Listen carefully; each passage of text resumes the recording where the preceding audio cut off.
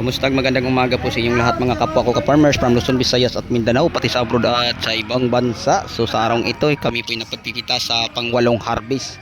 Mga ka-farmers, mga ka-viewers, ito po ang tira sa harvest natin kahapon. So kahapon pinipitas natin ang kalahati, no? So ngayon ito ang tira mga ka-farmers. So marami pa mga ka-farmers, no, ang harvest natin kahit ang ating ampalaya ay bugbog, no, sa ulan.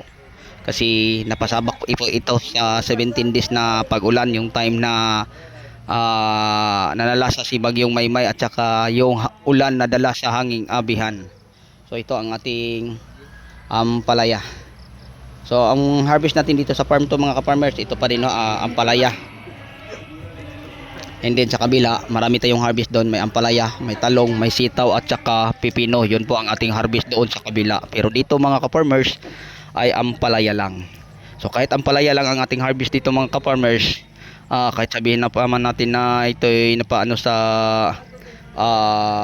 pag-ulan, na paano sa maraming pagsubok dahil sa ulan at hangin, ayan, nakapag-survive at nakapagpitas pa po din tayo. So yan po mga ka-farmers, marami pa tayong harvest. Yan, meron na kaming nasa 40 bundle at marami pang iba bundle.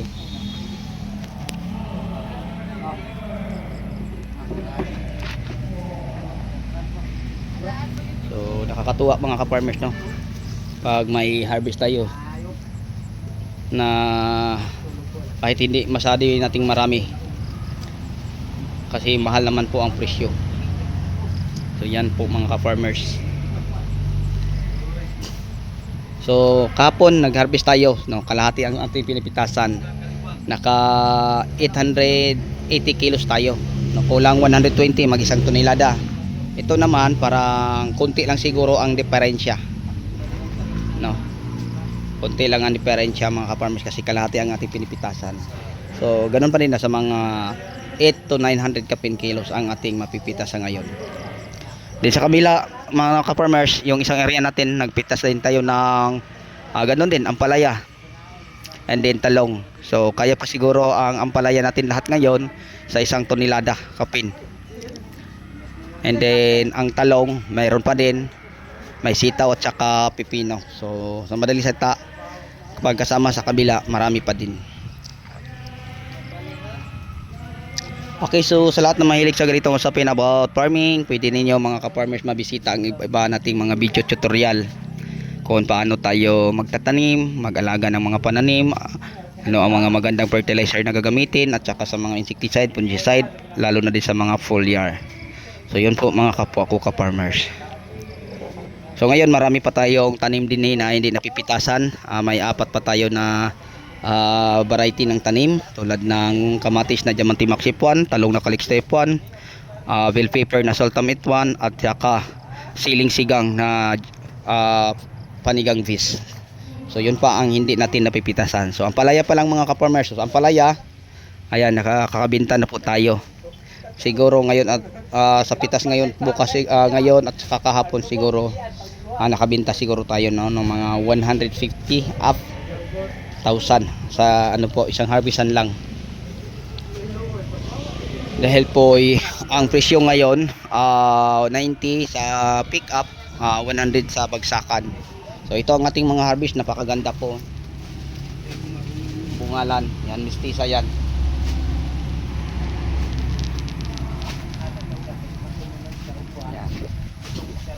So napakaganda ang ating mga harvest na ampalaya, kaya nakakatuwang tingnan. So pangwalo na to mga ka-farmers.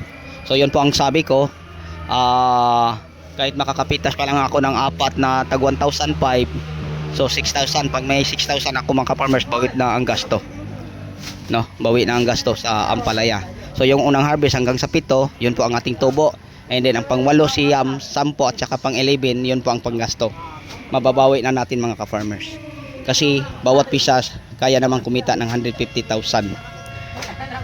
So sa linggo ng nakaraan mga ka-farmers, kasama lahat, kasama sa talong, naka 300,000 tayo sa binta sa gulay. So sa linggo na yon, umpisahan naman natin araw ng Lunes, sunod Huwebes at saka Miyerkules, then Linggo, baka kayanin din mga ka-farmer. So madali lang makakabawi basta ang presyo sa ating talong, ampalaya, mga veal, sitaw at maganda.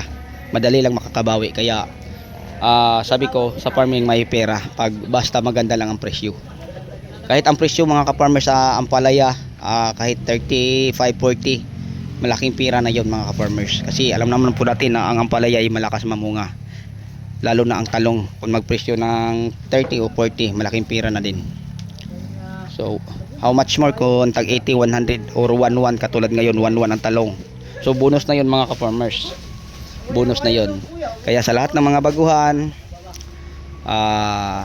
i-encourage ko kayong subukan nyo muna mag-farming kahit kunti lang.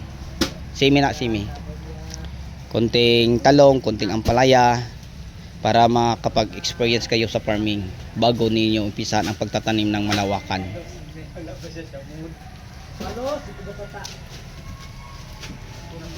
So ang lahat nating mga harvest mga ka-farmers, tanawan to kahapon, pinipick up to sa Sariaya. So may content tayo mga ka-farmers about sa pagtatanim or sa pagmamarket. Sabi ko kailangan may experience tayo sa pagtatanim or sa pagmamarket. Hindi porke na magaling ka sa pagpa-farming tapos wala kang idea sa market. So babaratin ka mga ka-farmers kahit ang presyo ay maganda pero dahil wala kang karanasan, yan babaratin ka. Kaya pinapayuhan ko lalo na ang mga baguhan o mga magagaling na sa larangan ng pagtatanim ng kahit anong uri ng mga gulay. Mas maganda kung magtanim kayo ng ampalaya may talong or kamatis. Kasi pag babaratin kayo sa mura lang ang talong tapos ampalaya maganda, ampalaya ang kunin sa mga babayer kasi yon ang sisingit. So hindi bubigyan pag hindi kunin ang talong. Pag halimbawa ay ang talong ang kamatis mahal tapos ang ampalaya at kamatis mura, kamatis lang ang kunin, huwag mong bigyan sila ng kamatis pag hindi ka kukunan ng talong at ampalaya. Sa ganyan ang diskarte technique mga ka-farmers para hindi tayo babaratin sa ating mga buyer. Ayan po mga ka-farmers ang ating mga harvest. So ngayon ang dala ko patanawan, may sitaw ako. Ang sitaw 900 ang bandil.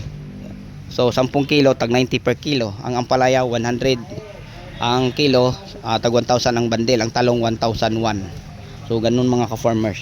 So kung makakadala ka ng isang ganito 100 bandel, ayan 100,000. Tapos may talong kang mga 40 bandel, o yan 40,000 kapin kasi 110 ang kilo. Pag sitaw meron kang mga kahit 200 kilos o 20,000 kasi tag po mga ka-farmers ang kilo 90 to 100. Okay, so yun lang po siguro ang may share at may bahagi ko. So bago tayo magtapos, mega love shout out po sa lahat nating mga subscriber, viewer, sharer at commentator from Luzon, Visayas at Mindanao pati sa abroad at ibang bansa.